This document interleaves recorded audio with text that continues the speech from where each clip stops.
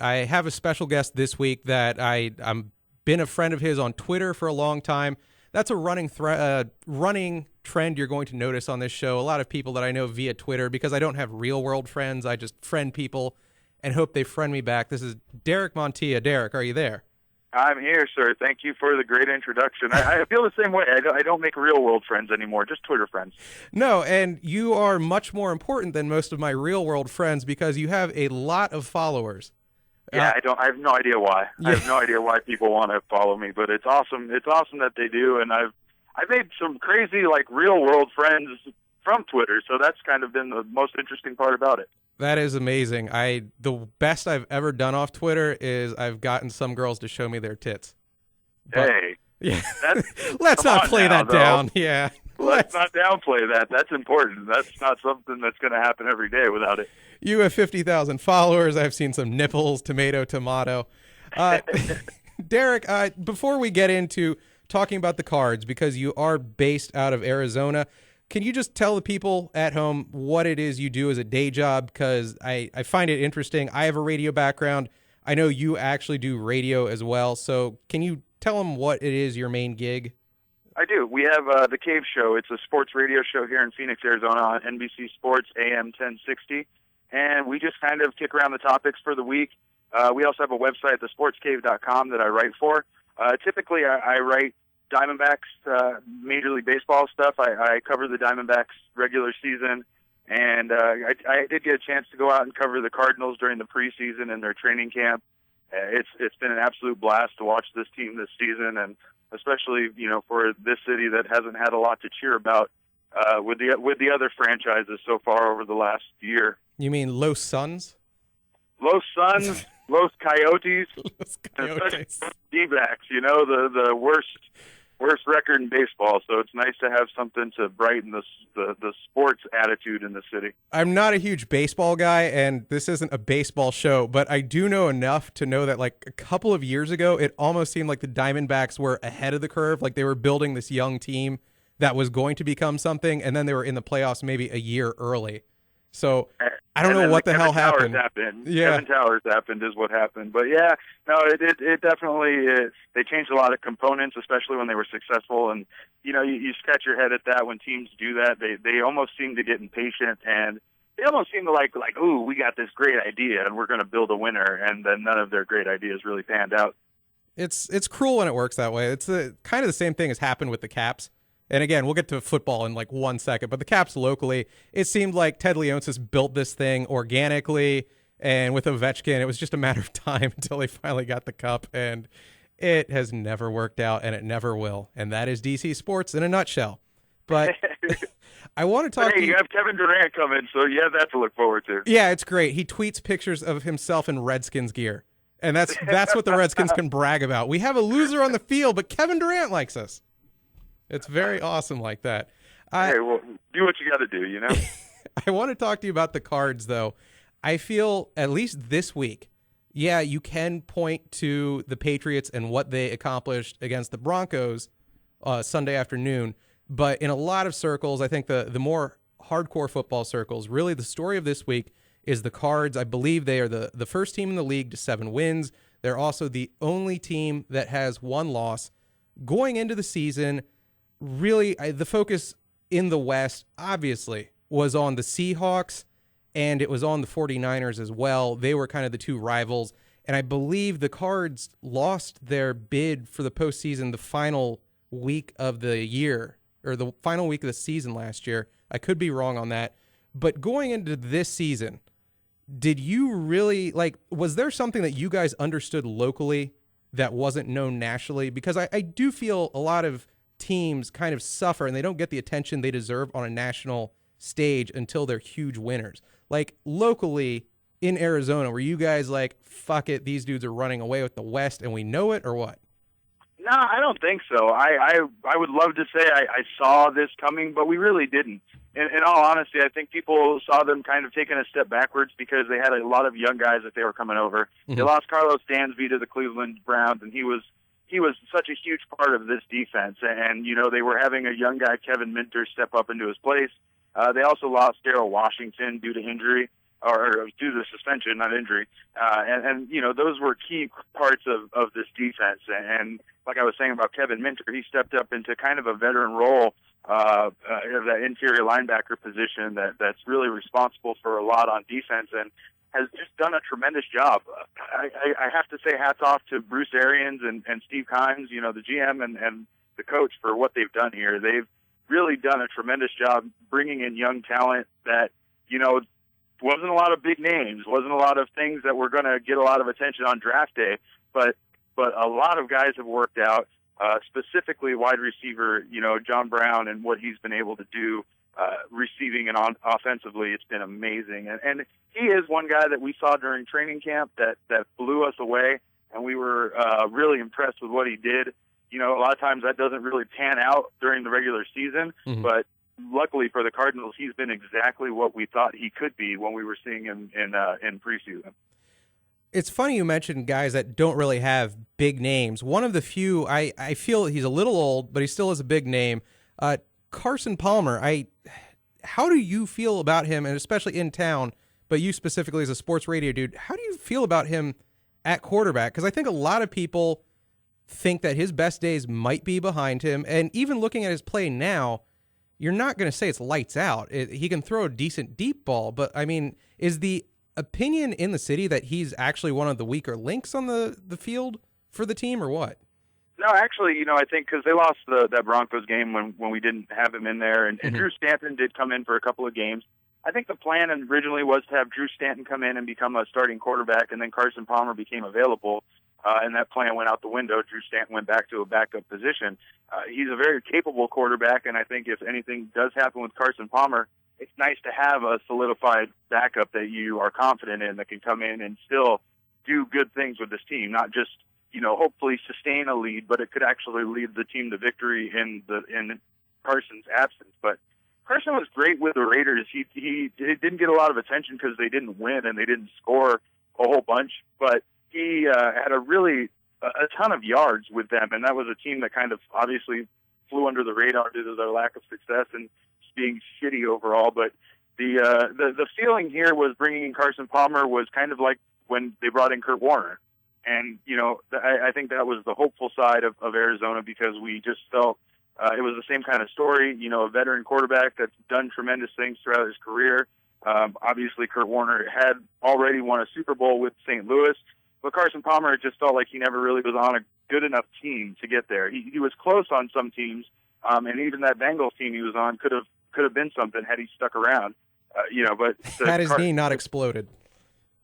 Right, exactly. And, and I understand, too, his position on things, taking a step away from football and such and coming back. It's nice to see him have the success that he's had here. I think that, the thing about the Bruce Arians offense and the way that they run this team is it's been impressive on their lack of turnovers and their ability to just be disciplined, both defensively and offensively. Carson Palmer has just made better decisions this year than he was last year. Last year, you just saw him throwing the ball away and kind of getting rattled easily. And just, I don't know, there was a lot of roboticness to him. He was like, you could tell if a wide receiver got bumped off a route, he was still throwing to where he should have been, regardless of the fact that the wide receiver could be just completely wide open in a different spot. And certain things like that he didn't have the ability to ad-lib during a live play kind of kept him from being, I think, throughout his career, a tremendous quarterback and having that acclaim as being one of the top quarterbacks. But he's capable and he has the talent. Okay, so you're crediting the coaching then with being able to cut down on the turnovers, and not that they're just on a hot streak, because I think that can happen in the league sometimes where teams will just go maybe a stretch of 4 or 5 games where their turnover differentials like nuts in their favor, and they rattle off like 4-1, and then all of a sudden it comes back down to earth and they go like 3-3 for the next 6. So you actually think Bruce Arians is like completely to credit for him not throwing as many picks? I might give him way too much credit. I might just be giving this guy, crowning him as the genius without, having a lot of information to back it up. But you just look at what he's done, and like I said, it's the way that the whole team plays. It's not just offensively. There's a big lack of turnovers on the offensive side of the ball, but even defensively, when they make there was a couple of plays like when we were playing Washington where they just kind of gave up really big plays unnecessarily.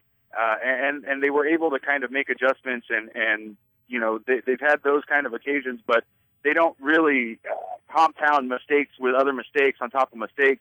And defensively, they don't really rack up a lot of penalties. And that, once again, kind of shows the discipline that the team has as a whole.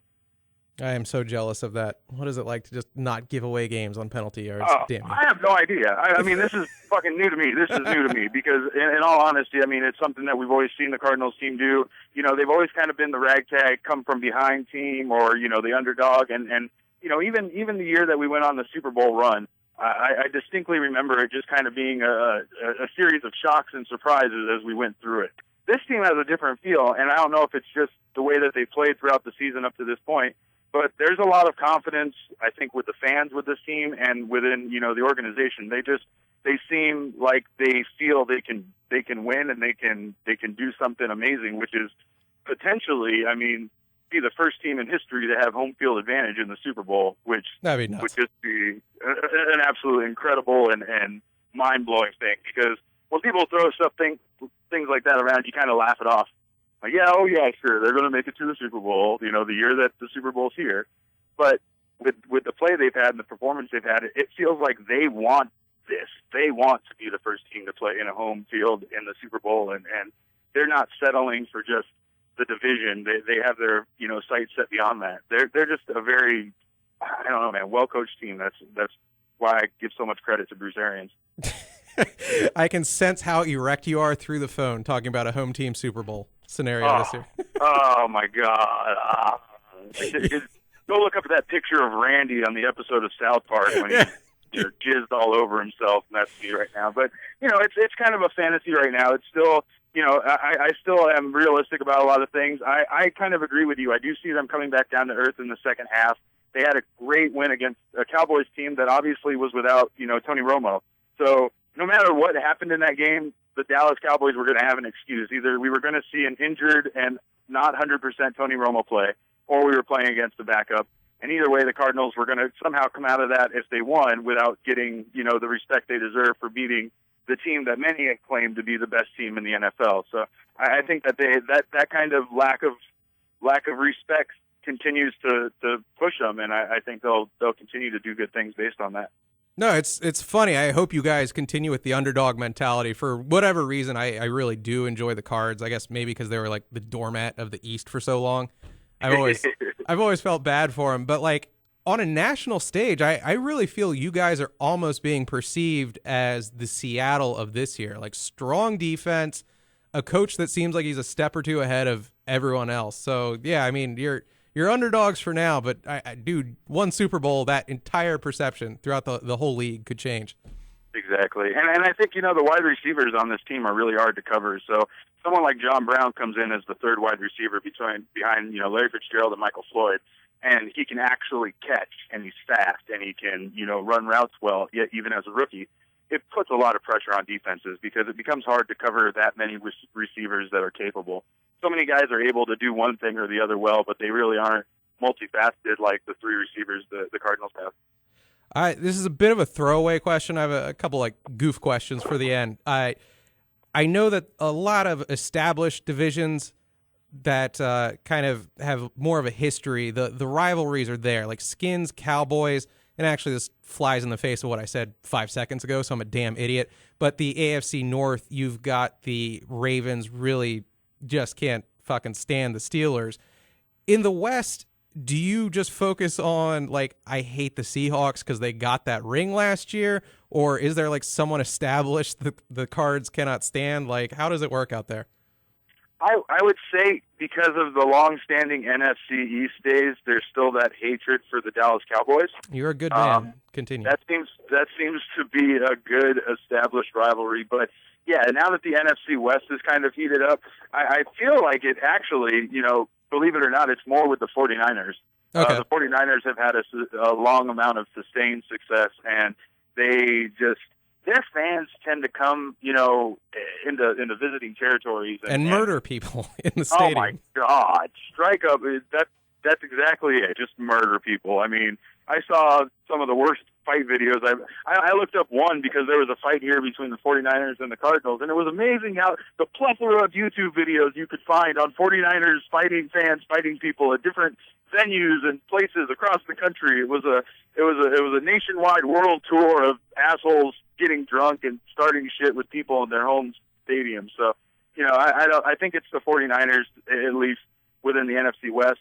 The Seahawks, I think a lot of people respect what they did and kind of respect the team. Their team and their fans aren't as disrespectful, and that kind of goes in other sports too. It's not necessarily the most successful team, but it's the fan base. So, like with the Diamondbacks, it's the Dodgers because they're just terrible. I feel when the 49ers come to town, World Star Hip Hop sends out camera crews. They're like, this is not a drill. We do not want to miss a minute, people. That makes sense. That makes so much sense because they have so many angles of the fight. Yeah. I guess the last thing, again, talking about NFC West teams, the balls the last few weeks on Jeff Fisher.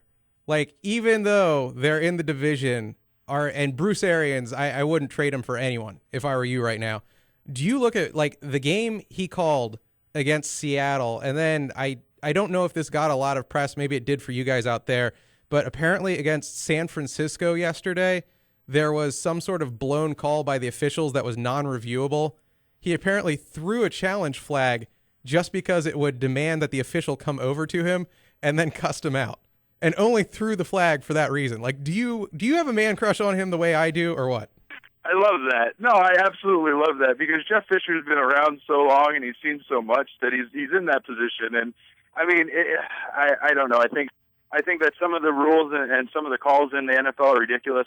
I think some of the rules that are non-reviewable are completely ridiculous. But, with time, I'm sure that'll change. It's just nice to see someone, start shit over it. It's nice to see someone just not want to take it and just want to give a referee a piece of his mind. I love that about sports, and I feel like sports are becoming more civilized, so we're losing our great, meltdowns that athletes used to have. You'll notice that a lot of them just come from minor league sports now. That's where you'll see, somebody just losing their shit. Yeah. But, the professional sports level, everybody's got to keep it cool. It's kind of like, I don't know if you saw that Michael Jordan interview with Ahmad Rashad where he was talking about playing golf with the president, and he basically talked shit about the president having no golf game. No, I did not. I didn't see that. He even said, he was like, I'm not saying anything about him as a politician. I'm just saying he's a shitty golfer. And that shit's hilarious because of the fact that, we never saw that Michael Jordan, and it would have been great to see that Michael Jordan, the one that just talked trash about everybody instead of being all professional all the time. Oh, he's apparently kind of hard. Have you ever watched the YouTube video? I think it's Chameleonaire. Oh, yeah. Tells it, God damn, that's so good. Oh, yeah. Oh, yeah. And that's the great thing about that. We'll never see that kind of persona anymore in professional sports. We didn't even see that from him when he was in sports because no, not at all. You have to keep this very clean, very professional image. And, I think it's lost that sports are still entertainment. It's just entertainment with betting on it. Basketball was so clean back then. It was like, a decade before Iverson. I mean, just this guy alleging Michael Jordan dropping N-bombs. I'm like, excuse me, sir? This happened? Oh, my God. It was I don't know, man. It was like hearing your parents curse for the first time. Oh my God, I love that interview when I heard who's going to call the president of the United States a shitty anything, but shitty golfer, man. Yeah. Yeah, and Jordan could get away with it. He's one of the few people. He was talking trash to that golfer the other day, talking about him wearing. He's like, I'm not wearing Air your shoes. You're wearing Air Jordan. I love that side of him, and like I said, I think it's just new because we didn't ever get to see that, and. Someone like Jeff Fisher gets to a point where he doesn't really care anymore, and he's starting to just do whatever he wants in order to get what get what he wants to say or do in. And I love that. It's great in sports. We miss it. We don't have it enough. Yeah, I hate that it would come at the expense of the Cards, but really I do feel for that guy, like what he's been able to achieve with Bradford pretty much riding pine for 2 years now. Oh, absolutely. I mean, their defense is amazing, and they've done a lot of great things with that team. It's almost time to move on from Bradford because that guy doesn't seem like he's ever going to be right or ever going to be the talent that everybody thought he was going to be. But defensively, they're a monster, and they're taking care of things when it comes to playing big teams within the division. that whole situation with Bradford is maddening. That guy, the contract he has signed, don't you think that forces them to move on? Like just 100%. They're like, we can't justify this, and if we keep you around, it'll be at like 50% and you'll hate us. Right. You'll never be happy here. And I don't know. I mean, I think some athletes are a little realistic about it. I just don't know if he is or not. And, you know, you comes to a point where you realize you haven't fulfilled the potential that even you thought you would.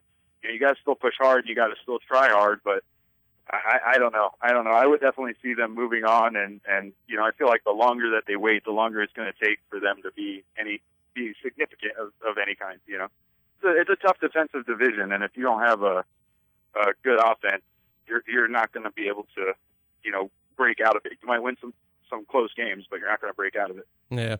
Derek, man, you are friggin' awesome. See, I said friggin' because we're radio professionals here. That's our F-bomb. Yeah. If both of my listeners want to follow you on Twitter, what is your handle, and can you give all the URLs and all that jazz again? Yeah, absolutely. You can follow me on Twitter at cap_caveman with a K. Don't be scared. I am on there all the time. So if at 3 o'clock in the morning you send me a tweet and I reply in 20 seconds. You are the only guy who tweets that much that I haven't muted. So that is testament to how good he is. I try not to be like awful about it, but you know, you can also read my writing and the other guys from my site on thesportscave.com. And we are available to listen to online with our radio show at kdus.com, Saturdays at 3 p.m. Arizona time. I'm not good with daylight saving time, so you'll figure it out. So Arizona doesn't change. Please tell me that during the off months of the season, you write fan fiction about the Diamondbacks. Oh, yeah. I mean, I really should, because I really have nothing better to do. At least they cleaned house, and there's, like, that hope again. You know, there's hope, GM, new manager, all that kind of stuff. But, you know, we'll see what they can do. It's going to be an uphill battle, and with the World Series champs in your division and the Dodgers that want to spend, you know, billions of dollars, it's going to be a tough ride for this Diamondbacks team. All right, Derek, thanks